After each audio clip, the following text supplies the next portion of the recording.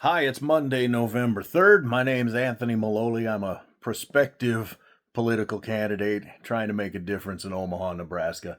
I want to talk about this Trump 60 Minutes interview. Got a few notes here. I want to run through at least the first part of the interview.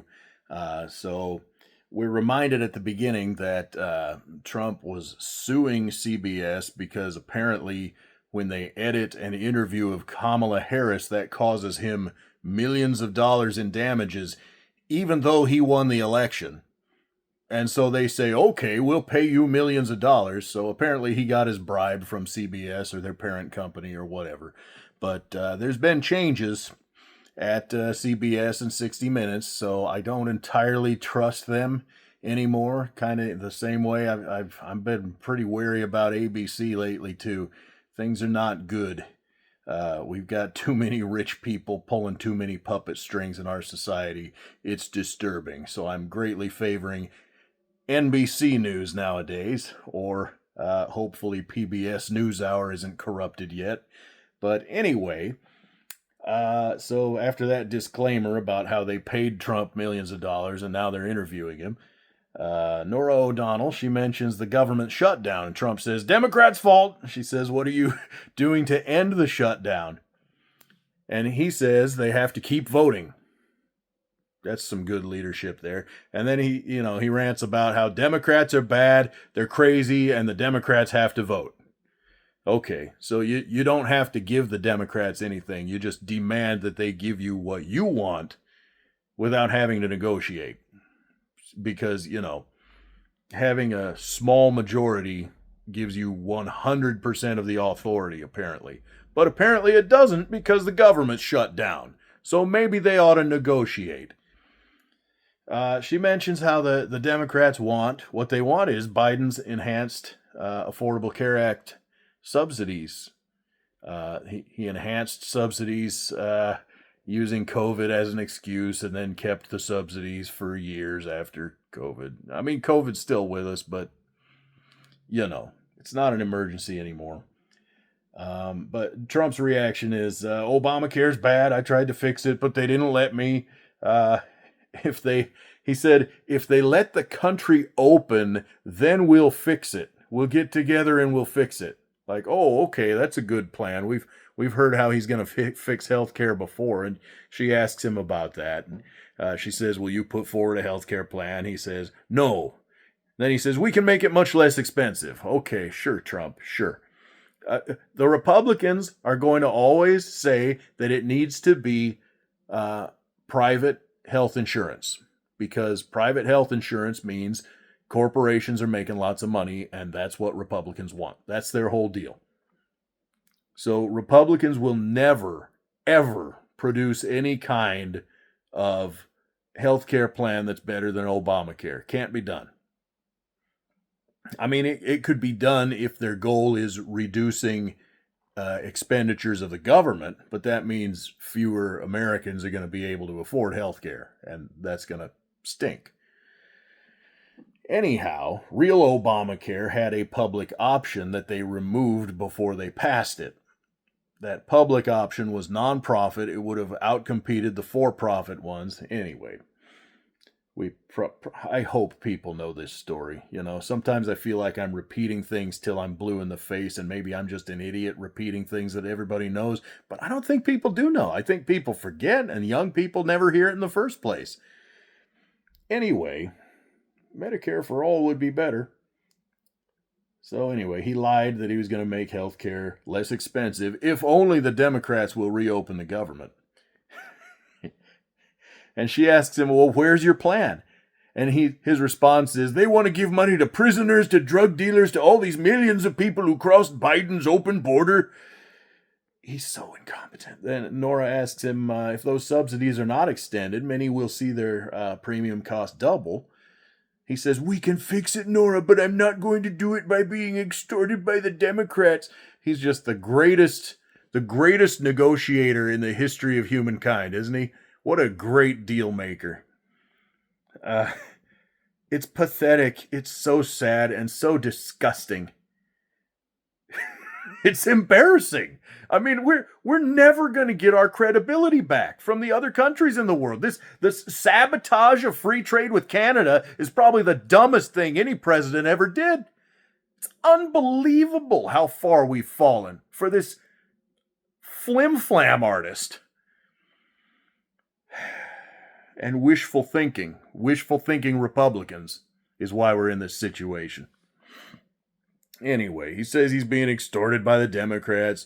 Chuck Schumer's a basket case. He's a kamikaze pilot. She asks him, you think the Democrats will capitulate? He says, I think they have to, and if they don't vote, that's their problem. Again, he just the craziest nonsense comes out of his yapper, and he just keeps yapping, and he just keeps getting away with it. If they don't vote, that's their problem? Really? I don't get it. He says, I think we should do the nuclear option, a totally different nuclear, by the way. Oh, how sophisticated. On basically the same day, the same weekend that he announced he wants to resume nuclear bomb testing. When you hear nuclear testing, young people, that means nuclear bomb testing. Let's hope to God that he doesn't release it into the air or into the water. Because he might, if Republicans wish to believe that radiation is good for you, then they might just irradiate all of us. Anyway, hey, by the way, you know which type of electrical generation releases the most radiation? That's coal. Because coal is made partly of dirt and rock and every other thing that's in the ground, and some of those things are radioactive elements, and they burn the coal and radiation goes up in the air. They contain the radiation from nuclear power.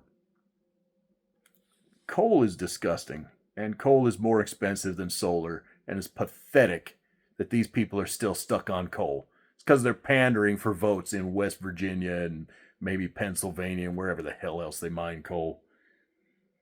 When I was a kid, they talked about coal like it was a humanitarian nightmare, but nowadays they talk about coal like, oh yeah, coal mining is the best industry, the best job anyone could ever hope for. Proud coal mining families. We're all dying at age 55 of black lung disease if we don't get trapped underground in some kind of hellish nightmare, but it's the greatest job ever now.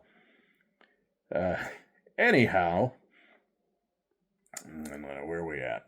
He wants to end the filibuster. So the Senate wants to play this game where some things pass with a majority vote, and some things pass with a super majority. You have to have 60 votes, 60% of the senators to pass. I believe it's a spending bill is the usual rule. Well, instead of playing these stupid games where you have different numbers of votes in order to let something pass, why don't they pick a number like 52% and just leave it at 52% forever? I'll tell you another thing. We don't need the vice president doing the tiebreaker. If they don't have enough votes to pass something, it just shouldn't pass. We don't need a tiebreaker. The vice president should be given actual things to do. We've got like a veterans administration that could probably use a high-level fella looking in on it and saying, my God, we're ruining it. We've got to stop. But whatever. So then Trump brags about how the stock market's at an all-time high. That's one of his favorite things. Stock market, because he wants to trick you into thinking the stock market is the same thing as prosperity for Americans. It's not. He says... he says, quote, their 401ks are double what they were a year ago. That's funny.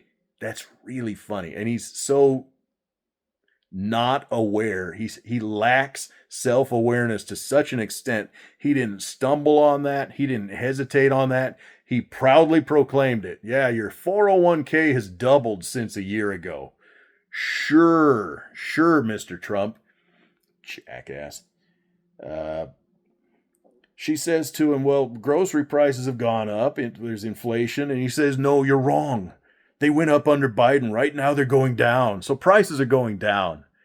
Congratulations, everybody. Inflation is over. It's going down. You're going to have 3% inflation in 2024, and you can have 3% inflation in 2025. But in Trump's mind, it's terrible inflation in 2024 and no inflation in 2025. That's what those numbers mean. 3 and 3 equals tremendous and none, because he's a liar. And he says, but he did say other than beef. He said beef prices are going up. But he said, he said prices are going down other than beef, which we can solve very quickly. Well, we'll all be waiting for him to solve beef very quickly. Again, I'm from Nebraska. We're not real happy when someone is dumping Argentinian beef on the market and sabotaging the price of beef, because when a farm commodity like that spikes, when they get a price spike, that's like could be the farmer's only chance in 10 years to make a good profit. Like, he might have lost money the last 5 years, and finally he can make a profit, and some jackass like Trump comes along and ruins it. Anyway, she says to him, the lower courts have ruled against you on tariffs. And the reason is because the way Trump does tariffs, it's illegal. The president is not a king. He can't just declare what the tariffs are.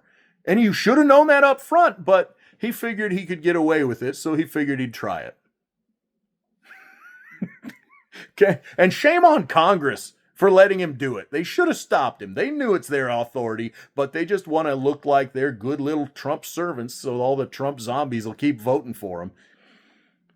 Anyway, so she says the courts have ruled against you on tariffs. He says very close rulings, as if close matters. What happens if the Supreme Court invalidates your tariffs? He says our country will be immeasurably hurt. Our economy will go to hell. He's such a moron. So anyway, she asks him about ICE agents terrorizing people, like tear gas in residential neighborhoods for no good reason and all that crap. And she says, have some of these raids gone too far? He says, no, I think they haven't gone far enough. Because he's a contrarian and he's a liar. Let's see. Oh, I wrote down maniac. I was going to call him a maniac there, which he is. And then he goes back to his campaign BS about how they're rapists and they're murderers, you know. When you see children screaming and crying because armed, masked men are taking away their family members or physically abusing their family members, violently breaking into their car or pulling them out of their bed in the dead of night. And Trump thinks, what was it? They haven't gone far enough. And he dwelled on his belief that he has every right to use the Insurrection Act to send the National Guard into wherever he wishes. You know, if the president doesn't like you, he can declare an insurrection and send the National Guard to kick your ass. And he says he hopes we're giving him credit for not using the Insurrection Act. So congratulations to him for not using the Insurrection Act. He has not gone full totalitarian nightmare, not quite yet. But he will. He's certainly interested in it. He's asked about his revenge prosecutions against people like James Comey, Letitia James. He talked about how bad those people are. Nora asked him if he instructed the Justice Department to go after him. Trump said, not in any way, shape, or form. And then she puts up the Truth Social post where he publicly told Pam Bondi that Letitia James, James Comey, and Senator Adam Schiff are all guilty as hell and justice must be served now. And James Comey was indicted 5 days later, but he didn't instruct the Justice Department to go after them in any way, shape, or form because he's a liar. You can't trust a liar. And part of the reason he lies is because he's incompetent. He lies and he cheats because he can't do things right. He has to fake his way through everything. So anyway, he pardoned the crypto CEO, basically taking a $2 billion crypto bribe, or what do they call it, stable coin bribe for his family. The $2 billion came from God knows where, Timbuktu. Who knows? He says he knows nothing about it. He said he didn't know who the guy is, but he heard it was a Biden witch hunt, so he gave him a pardon. And the corruption of this Trump crime family, it's a million times worse than anything Biden ever did. And this is where I lose interest in the video. I fell asleep watching it earlier. This is about where I fell asleep because there's only so much I can take of that guy at a time. Anyway, folks, we've got to do something different. This isn't going to work. We're going to lose our free country if this Trumpy crap continues to prevail. We're going to lose the United States as a free country. You're going to lose your freedom. If you don't have a government, you don't have freedom. So you got to pay your taxes.